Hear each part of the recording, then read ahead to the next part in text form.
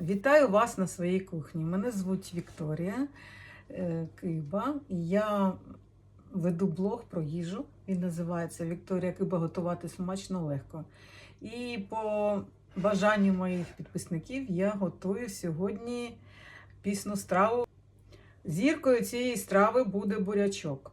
Але це не весь бурячок туди піде. Там будуть в мене печериці, цибулька, морква, а також буде... Ну що, я починаю готувати, а ви насолоджуєтеся моїм відео.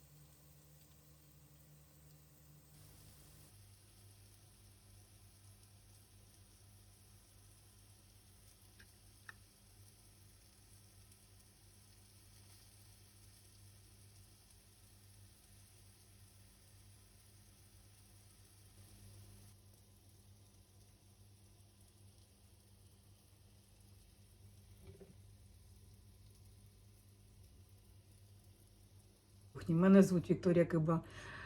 Я веду канал про їжу, про готування їжі, який називається «Вікторія Киба. Готувати смачно легко». Я вас дуже чекаю на своєму каналі. Підписуйтесь, ставте лайки і обов'язково коментуйте.